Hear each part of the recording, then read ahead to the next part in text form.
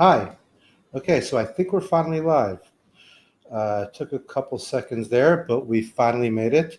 I'm really excited about today, everybody. I've been doing this advanced PPC webinar series for a little while now. Most of the time we were speaking about some, a higher level theory, search advertising. We spoke a lot about that. My last session was actually kind of interesting. We kind of got into display advertising, which is more about targeting people who are on the upper level of the decision-making funnel, people who aren't sure about what they want, people who you're really trying to make aware that you're selling something, and then down the line convince them to purchase it. Today, we're doing something that I've never even come close to touching on before, which is YouTube advertising. YouTube advertising is done through Google Ads. It is a part of the Google advertising network, so to speak. And, I think it's actually a bit overdue that we're finally getting here. Today, I'm going to be hosting Bryant Garvin, Joe Martinez, and Cory Henke. They're all, forefronts in the industry when it comes to video advertising on YouTube, especially. So I'm very happy to have them. So we're gonna, get to know each other for a little bit for a few minutes, and in a little bit we're going to go ahead and start presenting. So welcome, everyone. We're all happy to be here. Stoked. That's awesome. That's great. I'm actually gonna check out the YouTube channel and see what's going on there. I want to see what kind of people we have. So yeah, well, okay. I'm looking at our chat. We have quite a few. We're starting to get quite a few viewers. So, quick question: where is everyone from? I mean, you guys, I know. No, but I'm saying, I'm wondering about our audience. Like, where's everybody from? Please feel free, get in the chat. Tell me where you're tuning in from. Something else that'd be interesting as well, just so I get an idea as far as what our audience is into. Please also let us know if you're currently running video ads, or if you're looking to do it. Basically, what you're here for. Is this something you're curious about? Is this something you want to get better at? Is this something that you're doing very well at and simply want to hear from some of these brilliant experts as what their take is on it? So please, everybody, feel free. Let me know what you're doing here. I have someone from Singapore, Miami, India, Colorado Springs. Okay. Wow, it's all coming in now. People from all over. Someone else from Israel. I'm broadcasting from Tel Aviv personally, so, Okay, and great. And by the way, so guys, Joe, Bryant, and Cory, where are you from? From Utah, or behind your screen, whichever one you want to pick today. Yeah. I'm from Milwaukee. Originally Los Angeles, but now in Utah. Okay. Utah. It's an interesting place. So it's pretty early for y'all over there. Yeah. Yeah, it's already night here. Okay, great. Wow, and I'm getting quite a response from the audience on the YouTube channel, which is great. Now, this format today is going to be a bit different than the ones I've done before. Typically, what we do is we have someone present, and then after the presentation, we have a discussion between all of us about what was discussed. And of course, you sitting at home or at the office, in your car, whatever you're doing, well, you shouldn't be asking questions, texting while you're driving. Pull over for that. But you tuning in, please, stimulate us, challenge us. Anything you want to know, now's the time to ask. You're going to hear it from these people directly. So when the time comes, ask. Now, what is different about this session is that all three of these guys are going to be presenting. So each one is going to be presenting for about 10 minutes or so, I believe. So in between each one, we're going to have time for one or two questions. Please don't hold back. Ask in the channel. And after we're done, that's when we're going to have the panel discussion. We're going to deep dive into everything they spoke about, and we're really going to get the most out of this 1 hour. Okay, great. So I think it's about time that we go ahead and start. So I'll do the formal introduction. I'll start with our first presenter, which is Bryant Garvin. Now, Bryant Garvin is a partner and head of acquisition of an agency called Chamber Media. They make scalable social videos, which drive millions and millions in sales. Bryant has spoken at Amazon, Google, SMX, and many other conferences on the online advertising strategy. He's also one of the top 25 PPC experts for 2019 from the PPC Hero rankings that they have. I made the top 50, which is nice. My first time ever. Yeah, maybe next year I'll make top 25. So we're very happy to have Bryant here. He seems to have been doing very, very, very well. I mean, he's helped one client actually scale to over $196 million of sales in their second year of business. So, we should be very happy to have him here. Let's make the most of it. Afterwards, we'll have Joe Martinez. Joe Martinez, I've done a few sessions with before. He's the director of client strategy for Clicks Marketing.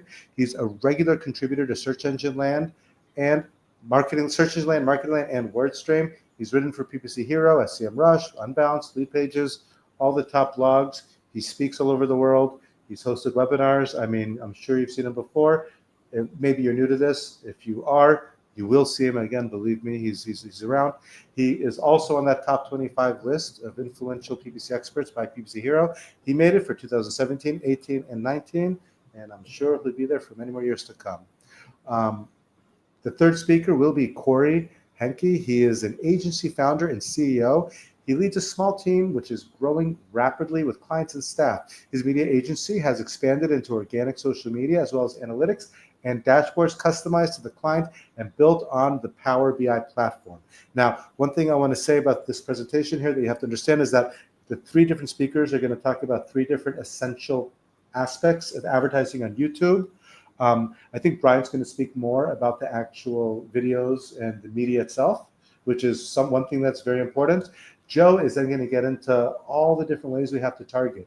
It's really, really, really interesting how YouTube, unlike any other form of video advertising in the past, allows you to pick and choose who you want to show your videos to in such a way that it could really be affordable.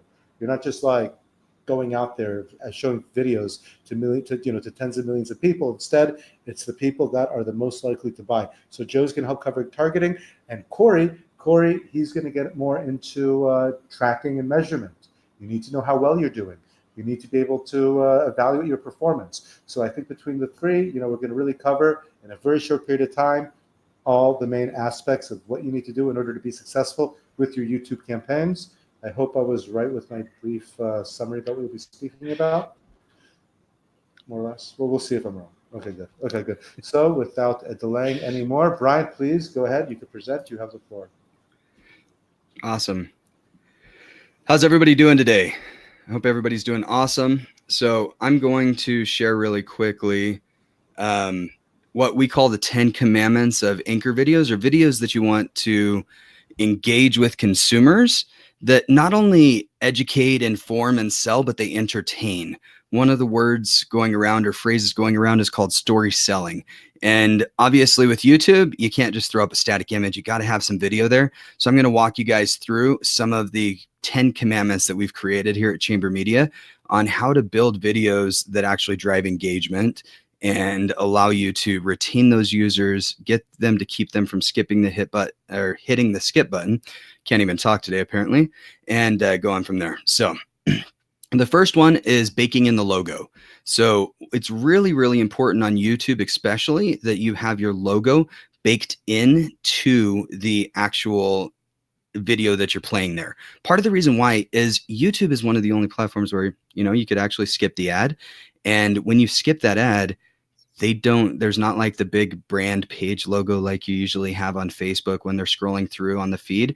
You want to make sure that there's something there that's recognizable for the consumer. And so like having your videos, that logo baked into the actual platform allows you to, even if they skip, make an impact on potentially the subconscious and allowing them to go there. The number two thing is you want to make sure that you have spokespeople in your videos. Like spokespeople is one of the most important things, and actually being able to go close up in them. When you think about YouTube as a platform, consumers are engaging with other people. They feel like they know the creators that they're actually watching videos on the platform. They want to be there. So you want to make sure that you have close-ups of your spokesperson going in and out, doing that type of thing there. Number three, calls to action. It does no good to get somebody interested in a video, in your product, in your brand, if you don't actually get them to do something, right? So make sure that you have calls to action built in, right? have it in there in the text format, overlays, VFX, like have that bottom part there that actually shows the URL, but have the spokesperson or the person actually talking there telling you which types of calls to action that you want to do there. Also, alternate intros. So this one is a really big one, especially if you're trying to make videos that are going to stick around a little while. You want to know what actually engages consumers. That first 2 seconds is the most important piece of the whole entire video. If you can't grab their attention, you can't educate and sell them. Okay. So one of the things that we've done for a while now at Chamber Media, and one of the things that we figured out when I was at Purple, is to be able to do these alternate intros. So you'll see a couple of different intros though. In each of these, it's basically the same exact thing, but she's asking a different question in each one of these. And when we've ran these, all of them had pretty close to the same view rates, which means they watched at least 30 seconds of the video.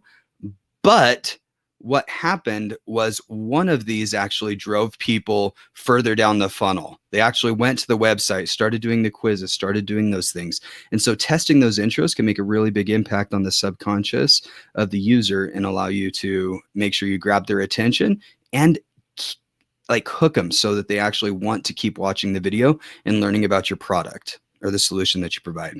Okay, music should be additive, right? You shouldn't have a music track in the background that is just going to be playing and not adding anything to the moment, right? Like in this instance, when this is playing, like really dramatic music of him jumping off into a pool that isn't filled up, right? And then like a sad violin, right? Like just adding some music that adds emotion, because emotion is what drives consumer engagement. Right?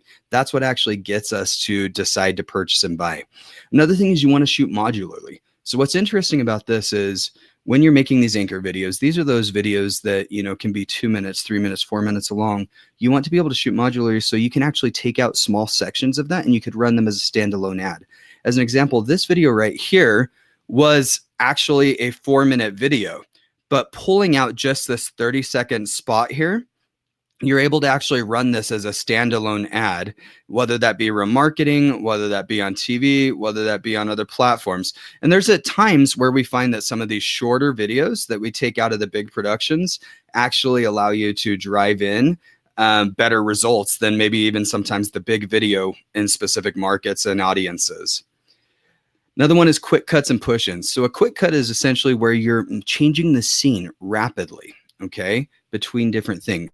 And there's some examples of that, right? Notice there's one frame, there's a change in video production, back to him, back to the other thing, right? Going back and forth. They're also pulling out the camera and then zooming back into the individual spokespeople or the product or other things like that.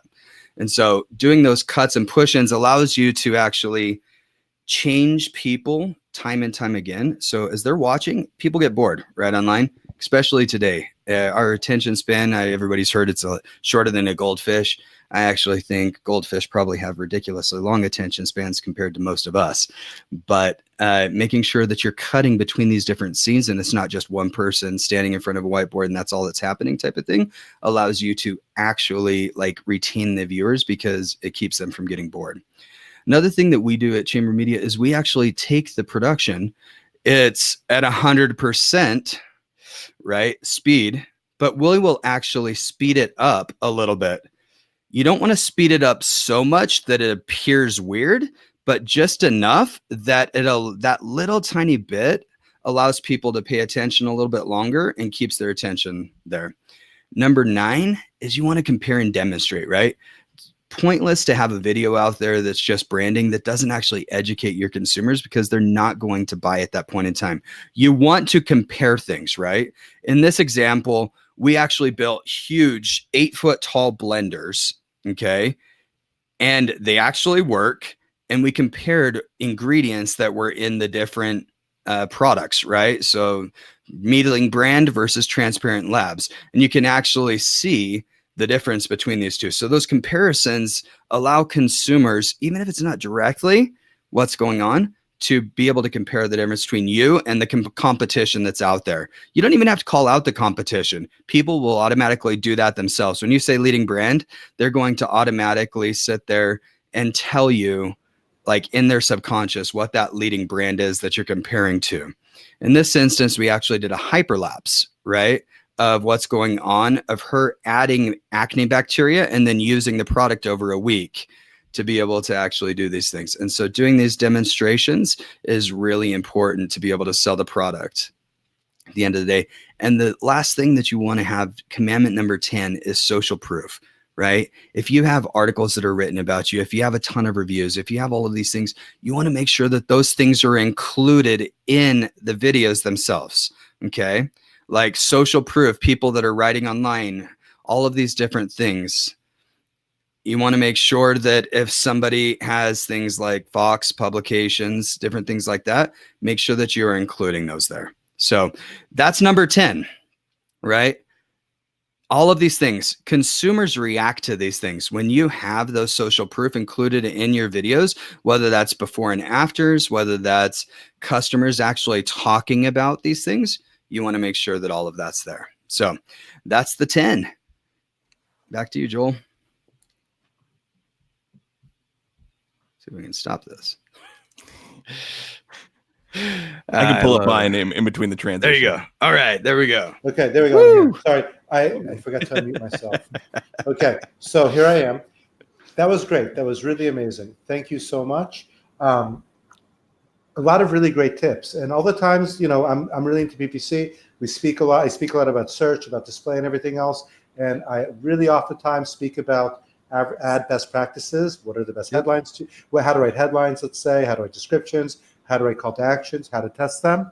And there's one big problem with YouTube advertising, and that is implementing these tips. I mean, okay, yeah, so great advice, but like I'm not going to just go and the typical like PPC advertiser listening right now isn't going to just take their like phone and like record these awesome videos that you're describing. I mean, how do we find someone to help us create this content? So there's a lot of agencies, video production companies, things like that. The big thing is understanding what's out there. One of the things that so I was the original advertiser at Purple, right? Spent tens of thousands of dollars on videos that we produced there. And one of the questions I get asked a lot is like, well, we don't have tens of thousands of dollars or hundreds of thousands of dollars to go buy like an agency to do these things or pay somebody to create this amazing content. Well, all of you can actually go to the Purple YouTube channel as an example, filter the videos that are there by the most viewed or the most popular. And the number 3 one on that channel was actually a consumer generated video that we simply added some music and titles and an end screen to. And it was them just unpackaging their mattress. Right. And so that cost us a big fat, hour worth of work from my team inside and an asking the consumer if we could use it. And then, of course, the legal team, like getting them to sign off on it. But like it cost nothing really for us to do that video. And that is the 3rd most popular video on that channel. And when you're looking at brands, and I'm sure you guys will probably share a little bit with this, Joe or Cory, if there's a ton of video views behind a brand video, I can guarantee you it's because they're putting money behind it. That's the dirty little secret. Whenever you see these quote unquote viral videos by brands, really what's viral about it is they've made a video that people actually engage with so they can keep putting money behind it because they're getting the results out of it. And so when you see that video that has the 3rd most views, it was consumer generated, that means that video actually drove results for Purple, if that makes sense. So what you're saying is that this can be done. So it's not just so in other words, like having a great production, having expensive cameras, having like making it look like it's really pro isn't necessary. It's more about just like following the right guidelines, giving the right. Okay. So it's something. Okay. Exactly. And honestly, most brands that's where you need to start off. Right. And then as you scale and understand the business and you get more comfortable with it, you can start doing some of those things. I know I may be stealing a little bit of thunder from Joe, but like one of the things that's really cool is that only about 10% of businesses are advertising on YouTube. So there's huge opportunity there. I can guarantee probably none of your competitors are. So if you are, you're going to be able to stand out a little bit. I was not going to talk about that, so you didn't steal anything. All right. Okay, good. Okay, well, that's really inspiring. Now we don't have all the time in the world, so we will answer more questions. If you came in, we will, get to them after the presentations are done. So now, Joe, please, you can take the floor, present your bit, and afterwards we'll have time for another question or two if a good one comes up, and afterwards we'll, have all the time left in the hour to speak freely. All right. Yeah, we're going to go over targeting. So if you have your solid video content, you want to get it out there, your target audience. Now let's get in front of them. So yes, the really good way to get your feet wet is remarketing, and we're all familiar with that. If someone visits your page, you can go and target them with specific ads, and that's great.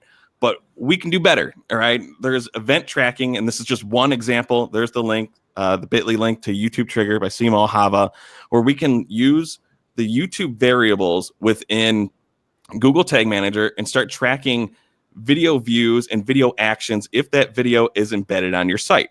Now, a bonus of this is you can test this out with any video that's embedded on your website or your landing pages. It does not have to be from your channel, but we get an understanding of what videos users like to interact with and what engages with users. One that can also help you give ideas for content.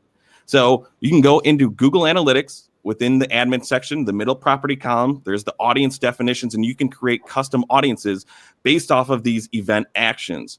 So here's a hypothetical example of how we use this how I use this for an old client. So it was a fitness client. They had all these demos of their fitness product on their website. And each of these little screenshots are little YouTube videos. You click on them, a YouTube video will expand, and a person can watch a little demo of these videos on the website, and we can record all these actions. So now I know what workouts or what content users like. So if someone's watching a Jillian Michaels video, I can remarket to them with more videos of Jillian Michaels saying, hey, you want more Jillian Michaels workout videos? We have more. Come back to our website and sign up. If a person's watching yoga in the video title, we can track that. Now we're changing up the content again and showing users content that they want to see and they told us that they were interested in. Indoor cycling, you get the point now, all right? We get signals from Google Analytics and from Tag Manager of what users actually like to see. And then we can go back in front of them with different types of video content and different video ads, letting those people know that we have more. Come back to our website and sign up. All right. This is a lot more effective than just a page visit. All right. We're changing up our video ad. We're changing up our video message and showing users what they actually want to see. It seems common sense, but you're surprised how many times we don't see users do this. And beyond remarketing, you can also get your feet wet with customer match. Also something that's really familiar. How we can target users by their email, phone, mailing address. And these lists will never expire. You can update them as long as you have that list within Google Ads. You can remove users, add new ones anytime you want. All right, but think about all the ways you can segment your list. Again, users are going to be in different areas of the funnel. People who have bought certain services from you, people who have just signed up for a newsletter are different than users who have already purchased from you before. So look how you can segment your list in all the different ways. And again, this will go back to changing your video content to speak to that user and where they are in the funnel. If they've already purchased something before, if they've selected previous interest, show them video content. If they've already purchased before, maybe do the next step and just build your brand, build that brand affinity instead of shoving a hardcore sales message down their throat. And you can do that if you have email lists that are big enough and you're collecting those lists properly and legally, right? All right, but if you don't want to do remarketing and you don't have a big enough customer list and you need to expand your reach, you want to grow that frequency, there are a few different audiences we recommend trying first. The first one is custom intent audiences. So custom intent audiences are pretty much taking what users are searching for on Google.com, their keywords and their search terms, and we're loosely relating to those, and we can create audiences from those keywords and URLs to target users based on what they were searching for on Google.com. So take your converting search queries. All right, what are people converting with your search campaigns? If you want to find more people who are searching those keywords, but they've never visited your website before, we can get in front of them with a custom intent audience. And then use your converting keywords as another custom intent audience. Because as we see, what the user is searching for and what you're actually targeting is not exactly the same thing. So you can make those two different custom intent lists and use those as different targeting options within your ad groups. All right, look at your competitor terms. If you want to start stealing market share, if people are going to Google and they're looking for your competitors, I can create an audience based off all of my competitor terms and then show an ad that says why my brand is better than those competitors, because I know these people have been looking for it. They've shown direct interest in it, and I can put a nice video ad that speaks directly to those users interested in my competitors.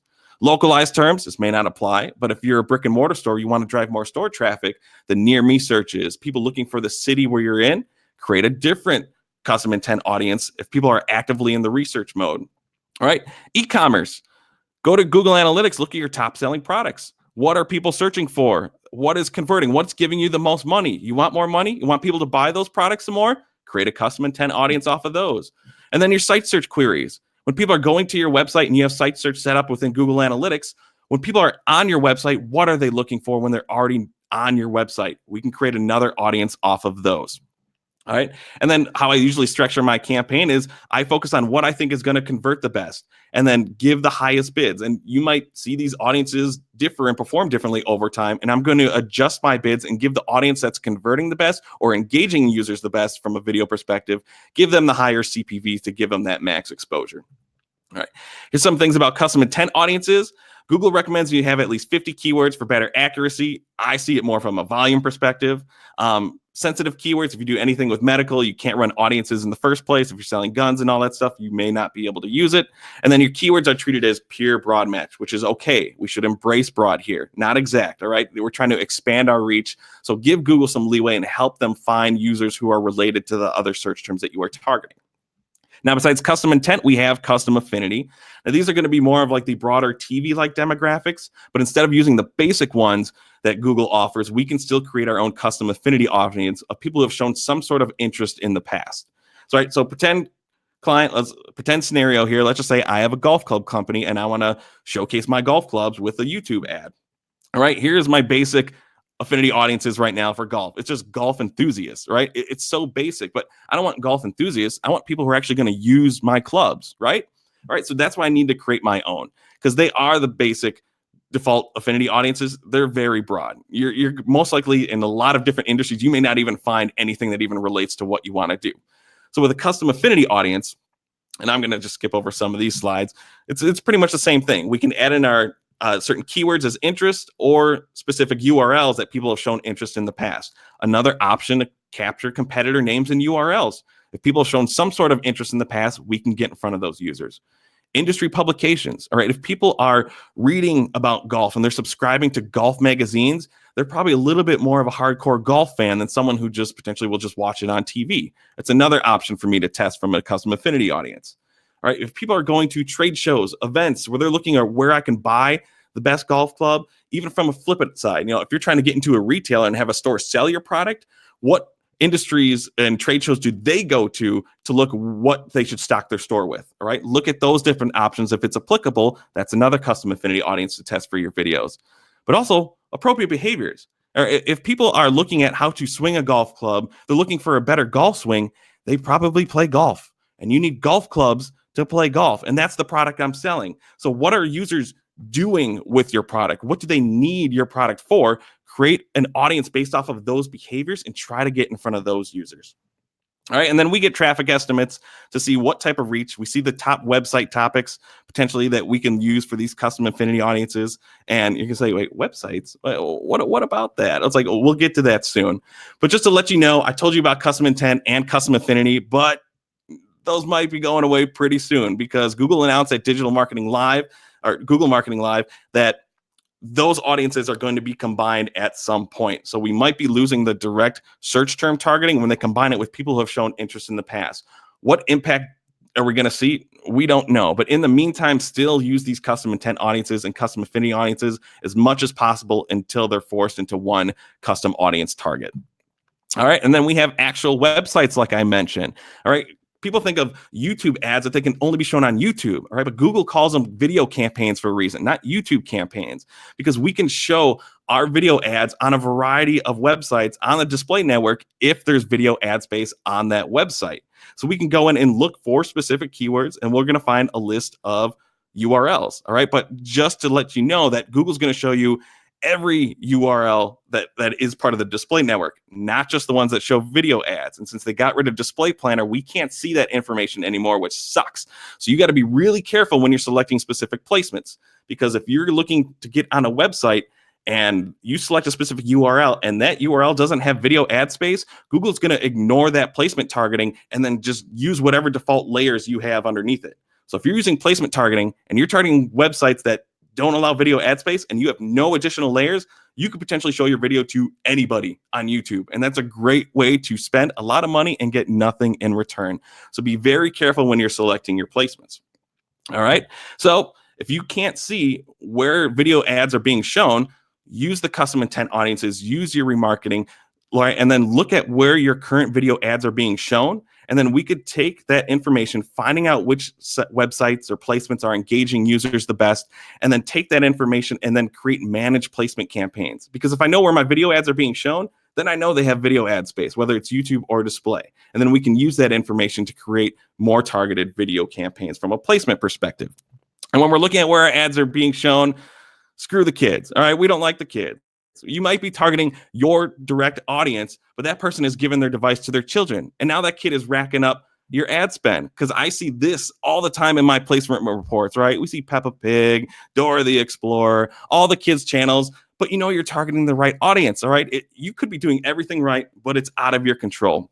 So at Clicks Marketing, this list is over 1,400 channels now. We have a list of kids' YouTube channels that you can exclude from your account. You can create a negative placement list in Google Ads and start blocking out children from seeing your ads and keeping it to that target audience that you want to see. So there's the link on the slide below, and I could share it out later again.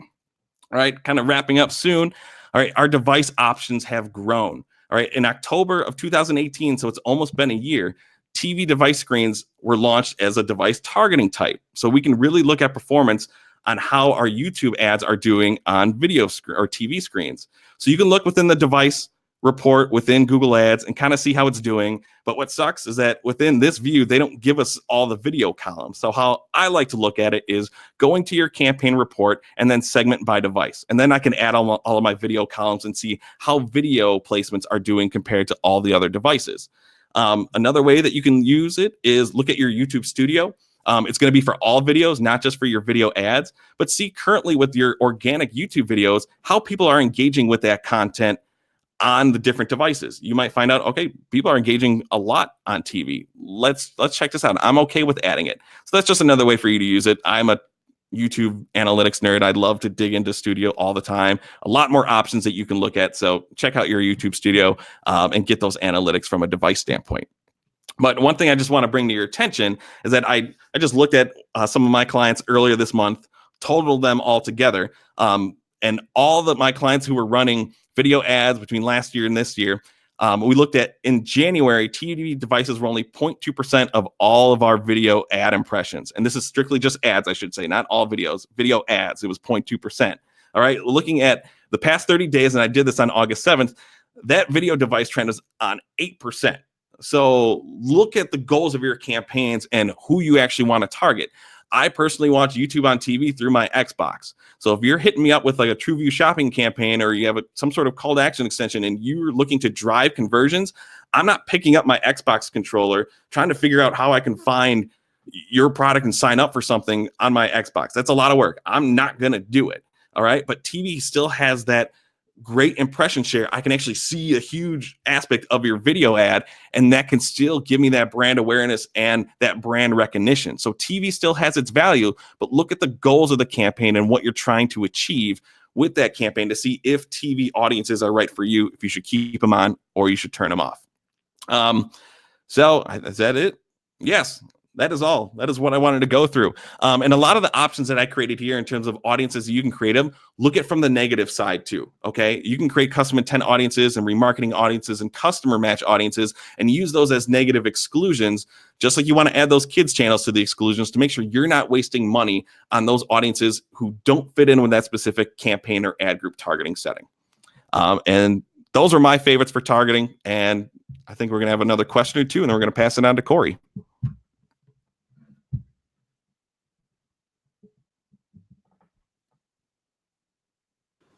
Okay. Sorry, I don't have enough lead time before you stop to unmute my mic.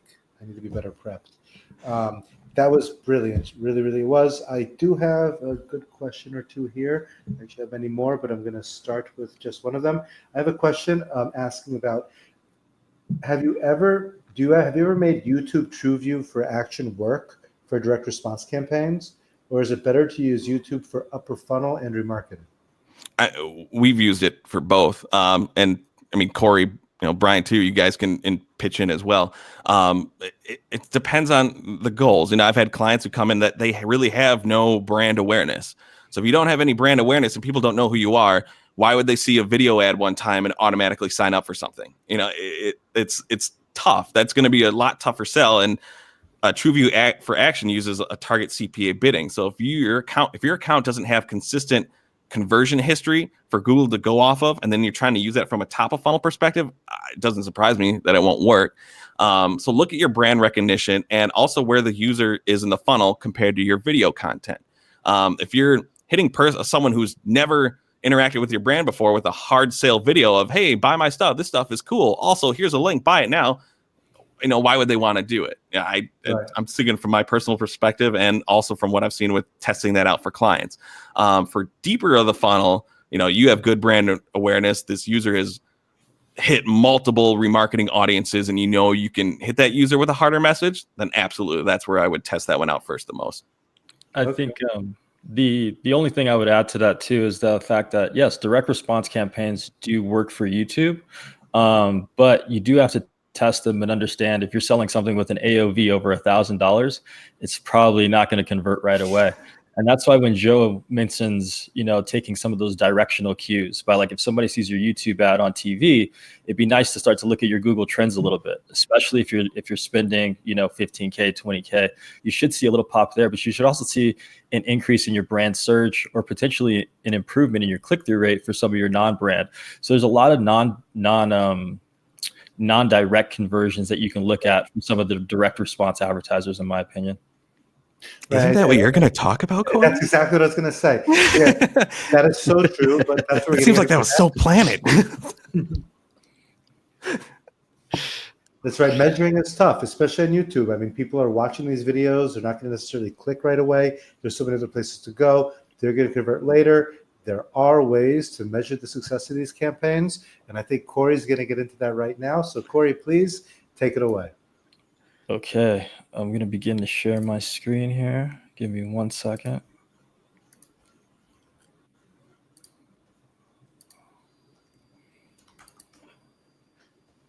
How are we looking? Looking good. Awesome. Thank you, Semrush. Thank you to, Joel for hosting. Thank you to Bryant as well as Joe for absolutely crushing the first two parts. These are two guys that it's extremely hard to go after, but I committed to this today. So let's get into it. Today, we're going to be talking about measurement. And so I'm going to show how we really analyze that top, mid, and low funnel. After that, we'll look at some more metrics, kind of diving into a little bit of YouTube analytics, but also looking into our Google ads to really see some other metrics that we would want to evaluate in running a YouTube campaign. And then after that, looking a little bit at how we analyze the creative and some cool tools that YouTube is now giving us to do that. So when we look at YouTube measurement, I really am using Google's terminology for this with awareness, consideration, and action. But you could put top funnel, mid funnel, low funnel in terms of metrics. You can use any sort of naming convention you want. But at the awareness level, you're really looking at engagement. Consideration level, you're looking at more how are they considering my product? What metrics are they using to consider? And then the action, obviously looking at more click volume, conversions.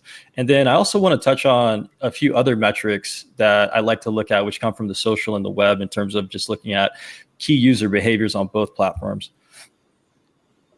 So when we look at awareness, the first thing that you want to look at, especially if you're going after a finite group, like a smaller audience, is the unique users. How many unique users am I reaching in this specific geolocation or within this specific audience? That's number one. The next thing you'll want to look at is CPM as well as frequency, right? How many times am I hitting those users? And then what's my total CPM? Your CPM can vary based on the length of your video, your view rate, how many people make it past 30 seconds, and then overall, how many people click through. Google's never going to tell us what that essential YouTube quality score is, but there are some metrics that we can look at to evaluate that. The next thing that I would look at, cost per view and your view rate. This is really, your view rate as well as your click-through rate is really going to gear what your cost per view is going to be. And I think we get a little bit lost when looking at a 1 cent cost per view versus a 2 cent cost per view, but that's a 50% decrease. If you can move your cost per view from 2 cents to 1 cent, you can essentially bring your views, more up more than 200%. And then Google also allows you to do lift studies at all different levels of the funnel: awareness, consideration, and action. But at the awareness level, it's really looking at ad recall and an awareness type of lift, just looking at, are you getting a brand lift? So in the consideration area, and I'm going to show an example of this, here's where we really start to look at key metrics that I think tell me a lot about a user. And the first one that I look at is average view duration as well as completion rate. If somebody is completing my video and that video is 3 minutes, 5 minutes, that's a user I want to reach again. And so the ability to segment by that completion rate at 100%, I think is a unique segment, because nowadays with these platforms giving us so many tools from an engagement standpoint, we now have to weigh, okay, that person who added to my cart or filled out my form, is that person more likely to convert than somebody watching 100% of my video? That's a fair conversation I think we need to have today. And then when we think about some of the social and the web cues, that's the area where I think we can really learn about our audience, like the earned view, somebody who watches our video and then goes back to our YouTube channel and then watches another video. That's one place that I think, we really try to retarget. But in looking at this example, what I wanted to show you guys is that this is an advertiser that ran a 2 minute and 24, as you can see with that fourth video, but all the way down to the bumper level, as you can see on the bottom, and everything in between, a 15 second, a 30 second, a 1 minute. And this is how we do a little bit of variation analysis, looking at that awareness and that consideration level. So what you can see here in this example is that this 2 minute and 24 ad had a 64% view rate, highest of all. That means 64% of people made it past 30 seconds versus everybody else that was below 60%. The CPM was about $6.35. Not the best, but still very good for a 2 minute video. But the CPC was the lowest. And that gives you kind of that indication that like maybe my longer video is causing people to click through at a higher rate, or at least at a cheaper cost. You can tell that the cost per view is exactly identical, except for our bumper ads, which is the cheapest on a CPM standpoint, which is what we see. But I think the most interesting part is when we look at the completion rate, we have 43% of people completing a 2 minute and 24 video. And so that's where I would probably spend the bulk of my budget. Just because somebody's completing at 56%, we must take the length of the video in mind, because at 15 seconds, they're only watching 7 seconds. At 43% of 2 minutes and 24, you can see they're probably watching about a minute. They're probably completing it. The completion rate's at 43%. So you have 43% of your total people actually completing that video. And so again, when you're doing this variation and you're looking at those awareness and consideration metrics, be able to test a few different videos and understand, okay, this is what people are most attracted towards. The next thing that we'll look at is the action area. And I think this is where we get a lot of those questions about like, okay, how do I get people to convert? How do I get people to click? How can I really analyze my YouTube campaign from an action standpoint? I can tell you guys from personal experience, and I'm sure Joe and Bryant would say the same thing, that it's very hard. I think one of the things that Bryant found out at Purple very early, and now I hear all of our Google reps talking about it, is separating out your YouTube and your display campaign to really be able to track those conversions the right way. That's something that is recommended now, and something you might want to look at if you're really trying to invest into YouTube. But when I think about this action area, what I would like people to focus on is their click types. Is that when somebody clicks, where are they clicking? If they're clicking on that call to action overlay, what that tells me is they already know about your product. They already know what to do. They're very enticed. So let's lead them down to that bottom of the funnel very quickly if they're going to click that. If they click a card, your card is in between your video and shows up in the top right. So when they click your card, it's more just like, okay, I understand the video, but I'm looking for more. I'm looking to become an earned view. Show me something that's going to tell me more about this product or service that you're offering. When it comes to end screens, those are at the end of your video. And those are important to have because you want to lead somebody to a specific destination, whether that's your YouTube channel, your website, potentially a lead format. Like, get them to take an action on an end screen means they've watched your video. They're probably at 95%, at least above 50%. And so I think that's a great time to take them to a website to give them more information, or take them to the product or service you were advertising that video. And then you also have the standard URL, which I think is just, a standard click through. I don't put too much weight to that, but analyzing your click types gives you a better understanding of where they're clicking through, and it's great to understand user behavior. When you set up your conversions, it's really going to be dependent by advertiser. We have some advertisers that use lead forms. Some advertisers do direct conversions, like for an e-commerce advertiser. So there's a lot of different ways you can leverage conversions. You can also bring in your offline conversions as well.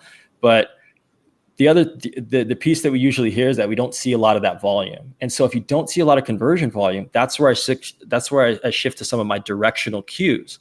And so if I'm running YouTube, the places that I'm going to want to look at are Google Trends, right? Am I trending better? Is my search volume improving? Right? Because you have Google search, which is the number one search engine, but I think YouTube and Amazon are either fighting for number 2 or they're number 2 and number 3. So that's another great place to look to say, okay, is my YouTube campaign working? Because search is so intent based, right? We put those queries in. And then the other places that I would look at some of your social channels. Are you starting to get more comments on your YouTube videos? Is Facebook becoming, more comment heavy? Instagram becoming more comment heavy? Like Joe mentioned, if somebody sees your ad on TV, they're not going through Xbox to try to find your product. They're opening up their mobile phone and they're doing searches. And with the lack of attribution, we can't necessarily attribute that to Google. So that's why the directional is so important. And then what we sometimes do is look at purchase intent. And this is a great way to serve a survey to an audience and see, if they saw your ad, what their sentiment was, and if they'd be willing to purchase your product. So another core area. But when analyzing your results, and here we're looking at specifically an app campaign, what I want to show you is that we're comparing 3 different creatives.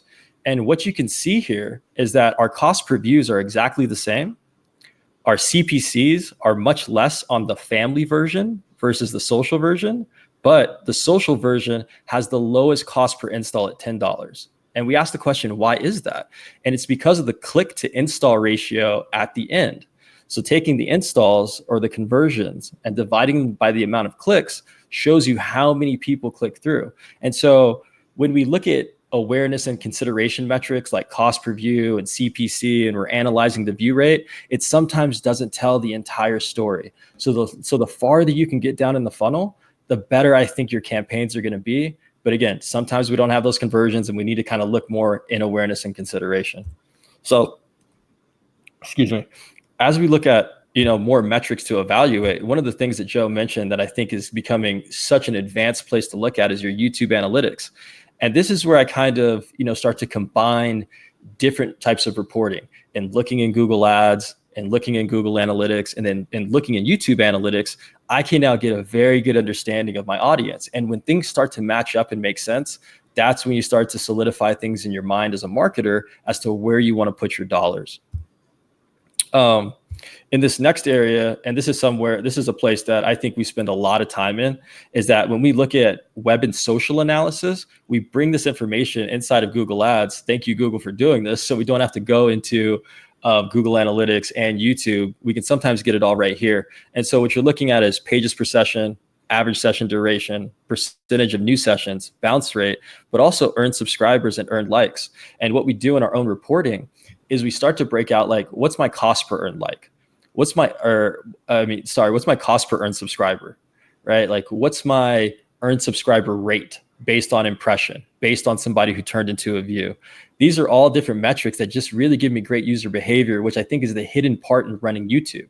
Because it's a lean back format, we're able to understand so much about the users based on their cues, even just completion rate at 50%. That tells me, wow, potentially 25 to 34 could be a better audience than 45 to 44 to 54 based on the information that they're giving us back.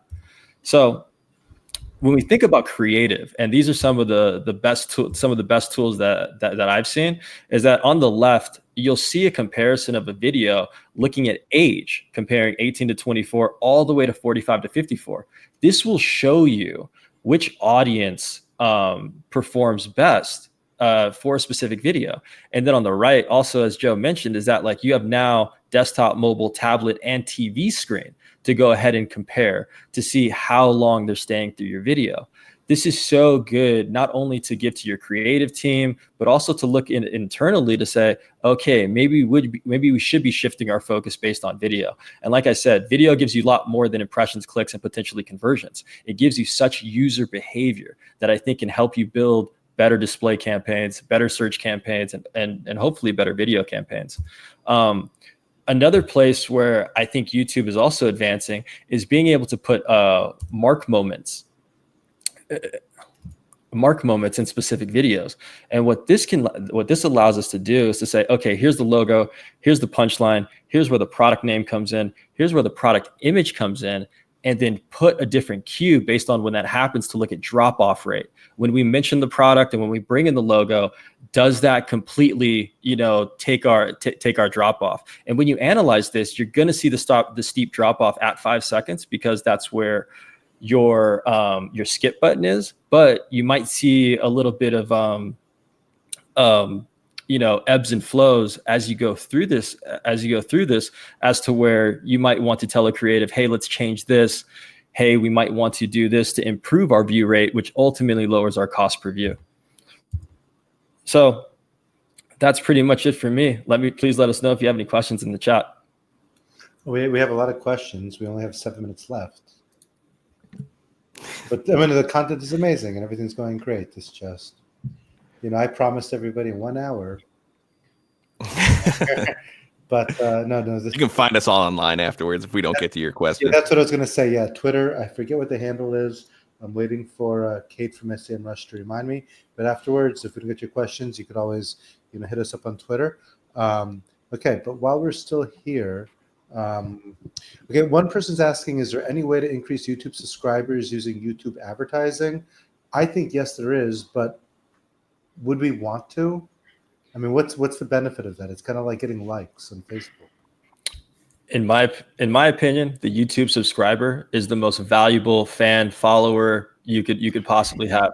And it's for this reason. When somebody becomes a subscriber to your channel, they are raising their hand and saying, any type of video content you post, I will watch, right? The problem is that like when you become a subscriber for a channel, and if you're the channel owner, it's now on you to push out that content every week, every month. And that's where I think it gets difficult. But I'm not the expert here. I think it's Joe Martinez, because he's got his own channel going on. We've seen the most from discovery ads. So if people are typing in queries if they're looking for a specific question and you have a video that answers that, then you can get a discovery ad and be the top recommended ad. And you can also do discovery ads contextually. You should watch this video next, and your ad could be there on the front, and you can use all the same video targeting options I talked about. But then when people are watching your organic videos, that's when you can add the end screens. You can add your subscribe now button. So if you have a video that's answering that user's questions, or it's targeting that audience very well, and they're watching the entire thing because your video creative or your just video content is good, then they can also have the option to subscribe afterwards. And then you can actually create from all those actions, those earned actions that users take. If they like other videos, watch other videos, they subscribe, we can create remarketing audiences off of those within Google Ads and your audience manager, and then use that for next step campaigns. So you can create a display remarketing audience based off of anyone who's subscribed to your YouTube channel. And that's a big effect. So yes, subscriptions are worthwhile. And to me, they're a lot more valuable on YouTube than someone liking your page on Facebook. And I think that goes back to the point that there isn't just like a like type of campaign where you can just try and go get likes or subscribers for YouTube. You have to go about it a different way, right? Like you've got to like really run an ad asking somebody to like it or get them to the page and try and get those things. And that call to action, like that end card that you were talking about, is really important. That only shows up organically, or if you're running something that doesn't have a call to action in your YouTube ads. If your YouTube ads has a call to action, your end cards do not show at all. Yep. Okay. All good. Direct response. It's like, I think it's easy to sell YouTube as being a good channel for remarketing. Like if people already know your brand, they engage you to business. I think like it could work for almost any business. Could you guys tell me, are there any types of businesses that you would think would never ever work with direct response?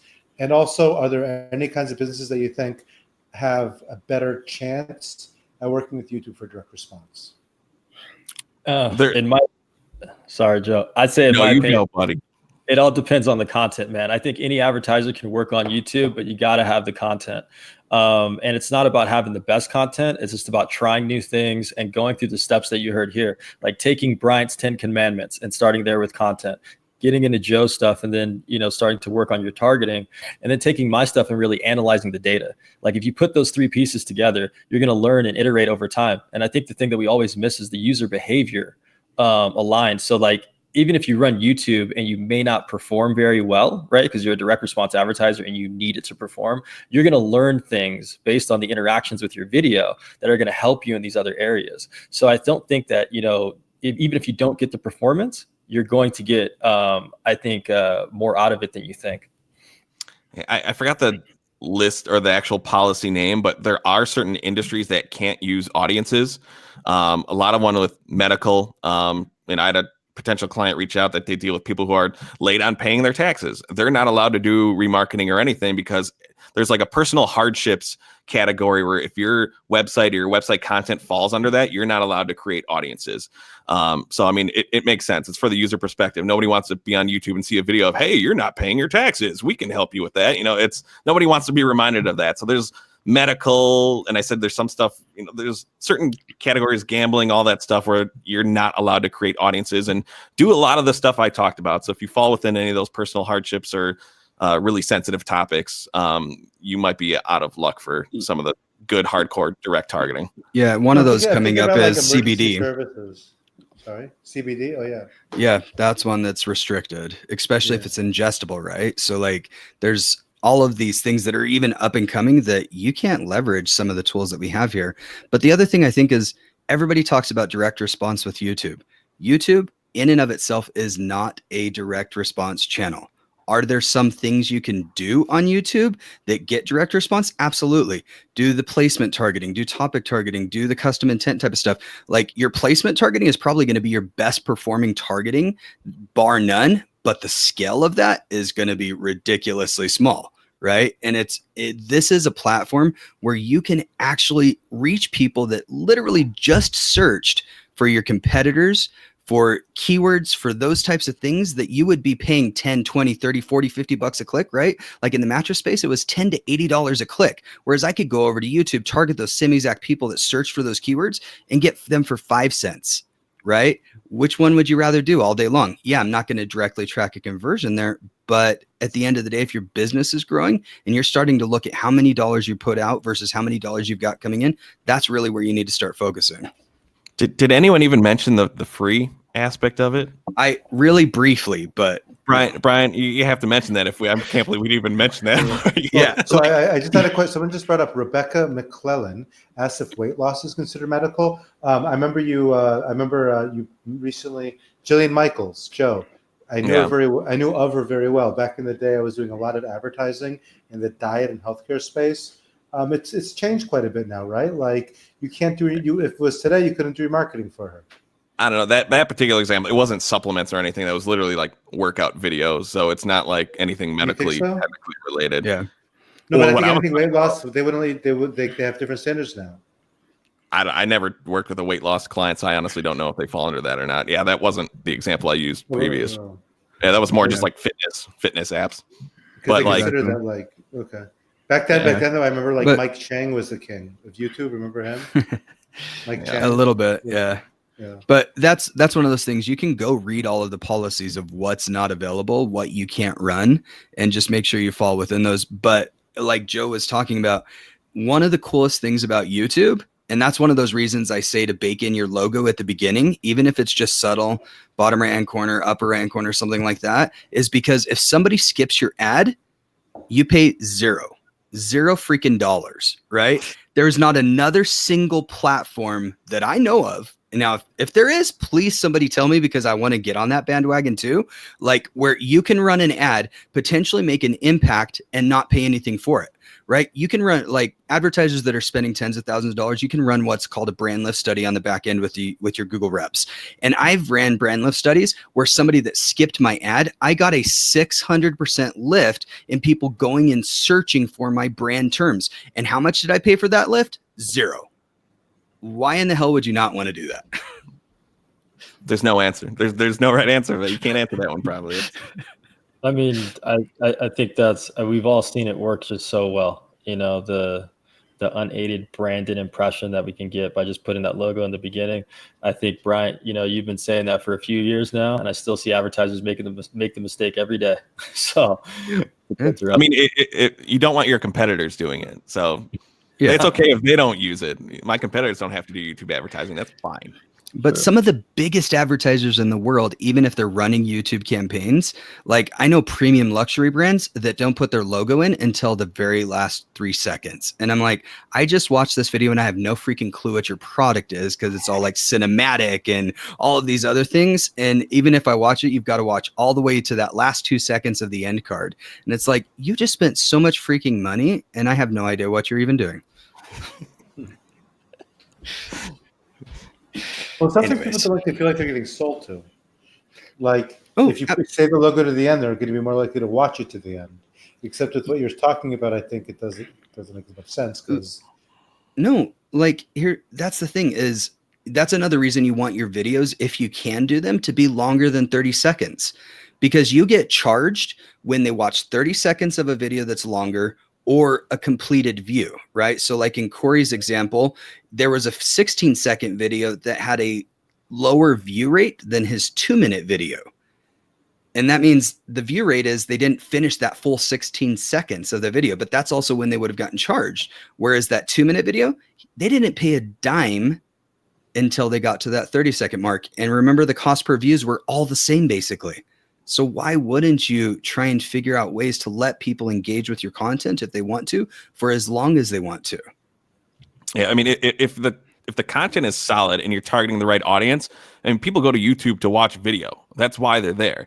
So if your video is solid, people will watch it. I had a client who had one video. I didn't think it'd be the best option. It was a 22-minute like interview video, but our targeting was dead solid. We had 2% of the people watch a 22-minute discovery ad. I mean, they watched the whole thing. So I mean, if the content is there, embrace long form and let the data speak for itself. If you know your targeting is solid. right? Yeah, I would agree. I think I've seen so many people surprised at people staying to the end of these longer 20, 30, 60-minute videos. And I just think it's the format, man. You know, we're not battling in a feed. We're in a lean back environment. You know, we committed to it. We said that we're good, and there's nothing really to compete. So if I turn that phone to horizontal, it's going to be a long time before I give it up.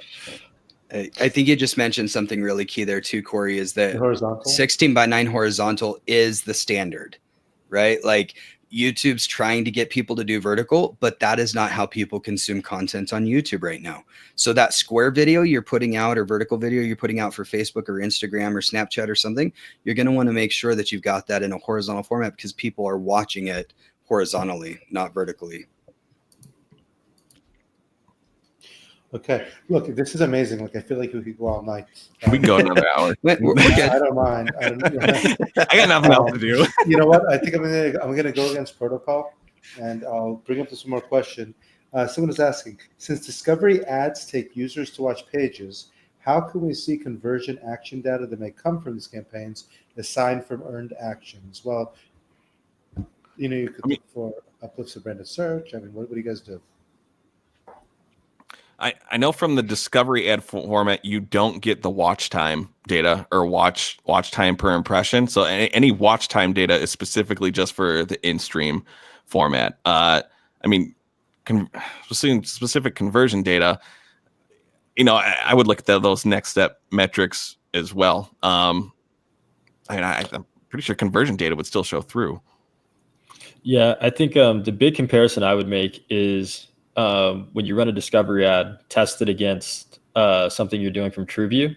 And again, very hard because they're completely two different ad units, but the watch time of that, I think, and correct me if I'm wrong, Joe, but when you run a discovery ad, you pay for it based on that click and that video start, and not you will pay for necessarily that one every time. Yep. yeah, not necessarily after the 30 seconds. So when I run a discovery ad, how much are they watching, right? Is it 8 seconds? Is it 10 seconds? And what am I paying for that? Because when I compare it to TrueView, where I'm guaranteed to pay, I don't know, on average 3 to 7 cents for somebody to make it past 30 seconds, that discovery has to be, very appealing.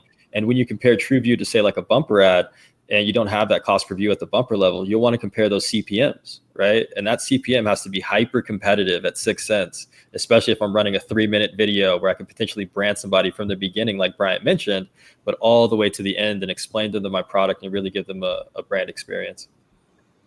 Right. Well, and it's funny, like people in the channel are just wanting us to keep going. That's okay. We get paid overtime for this, right? You get paid for this? We're not getting paid for it. We're leaving, guys. Thanks for having us. Okay, for brand awareness campaigns, what type of YouTube campaign should you start with? Brand awareness campaigns. Honestly, so here's the thing. If you do what I do, which is break out your account into a separate account, you're going to have a fresh pixel. So you're not going to have any pixel data there. So I recommend actually starting off with, a product or brand consideration type of campaign where you're running on a cost per view basis to start off with. Now, if you've got something where you can really truly run TCPA, I think that's a good opportunity. The other thing you can do is if you don't have a lot of data, or let's say you have a long sell cycle, you can still run TrueView for action campaigns or TCPA campaigns, but set up some micro conversions along the way. So set up a micro conversion for somebody getting to the web page or getting to your product detail page as an example, or adding to cart, and include those in the conversion column so that the algorithm has some data to work off of. The good thing that'll happen there is it'll start noticing what people are actually hitting those micro conversion events, and then start optimizing for those people versus people that aren't doing that. And so I think that's a really good first way to start getting in there and using the campaign types there. And then the audiences run custom intent all freaking day until they take it away. Like there is no reason you should not be dumping in your search terms into a custom intent audience and running those. It is literally the best targeting that exists in the world right now. Run it all day till they take it away. Do you have any recommendations for a local business, a very local business, like medical spa, 25-mile radius? Yeah, why not run it? Yeah. I mean, you have the location target. All your targeting options are going to be the same. You could just switch up your location targeting. It's again, that's why I said in one of the custom intent audiences, make a custom intent audience based off of localized searches. What was it? A spa, or a spa near me, spa New York City, wherever the spa is. If people are looking for something within that area, they also could be visiting on vacation and they still want to visit that area. So even someone searching from Atlanta is going to New York and they still want to find a spa in New York, they're probably still going to type in spa New York. So you can still collect those people. And when they're in your area at that moment, hit them with a specific ad. I think the only other thing that I would add that I don't know if we mentioned, and Bryant, sorry if I missed it, but when Bryant was working on Purple, I think he really opened my eyes to the product demonstration with the Goldilocks, Purple video. And so if you've got a medical spa, give me that product demonstration. Tell me why I should go to you. Give me those features and benefits. You've got 30 full seconds to do this before you even pay for this user. So I'll be running TrueView campaigns, like Joe mentioned, very localized, leveraging some of the search queries in your area, but also looking at how can I brand them? How can I bring them in? And then I think for a local spa, I'd maybe test an offer, right? Like a specific YouTube offer. If they walk in and they give you that YouTube offer, there's your direct response, in my opinion. Absolutely. And again, probably all of your competitors are running on Facebook. Let's just be honest. But I can guarantee that almost none of them are running on YouTube. And so you're going to be the only one there. And people consume 1 billion+ hours a day of YouTube content. So if you're the only med spa in your local area running on YouTube, you pretty much own that audience. That's very true. I'm going to bring up a slightly different topic. By the way, this is the last question. We can continue afterwards. on Twitter. The hashtag is SCMRushLive. So let's look for that. We can continue the conversation there. Now, earlier we were talking about running YouTube campaigns out of a different Google Ads account. I've heard this as well. I understand the reasoning I think you gave was to help with attribution or tracking. But a reason that I don't like it is kind of the whole idea that like inside of an account, Google learns from other campaigns. Like I know that, for example, if you're targeting, let's say, on the GDN and search and so on, like they learn from the audiences that are working for one to the other. I mean, more now these days than it used to be. Couldn't that be the case with YouTube? Maybe by splitting into different accounts, you might hurt that. I mean, what other reasons do we have for that? Potentially, the big thing, it's not about claiming credit. Like it's not saying, oh, these YouTube ads drove this much revenue, because you're going to be technically double counting everything. The big thing is you want directional data.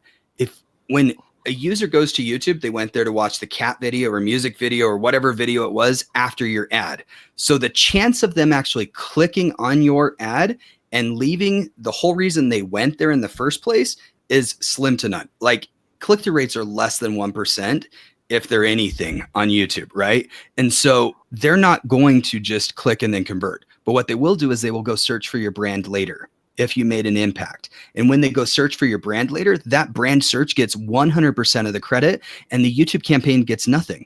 So if you have no conversion data coming through into your YouTube campaigns, how do you optimize against which videos work best, which audiences work best? How do you know directionally where you should be putting your dollars and cents if you get nothing back? That's really the only purpose behind it. It's not about like claiming credit. Like I said, it's about giving you enough directional data to actually be able to do those things. The other thing is, if you're not getting any conversion data, you're not going to be able to really truly run TrueView for action campaigns well, because there's not going to be any conversion data showing up in there. And you need to be able to feed that algorithm, which is kind of what you led off with, Joel. So breaking it out into that separate account allows the impact of those videos full weight to be able to drive those things, drive that algorithm on the back end, give you directional data to be able to optimize. If you can't tell, I'm a little passionate about this.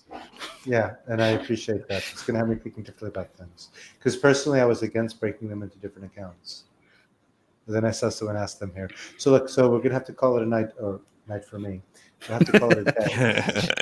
Any one last tip if you guys want to give it before we sign off? Just do it. I've got one. If there's anybody in the audience, if you haven't yet, I'd probably go follow Paid Media Pros on YouTube.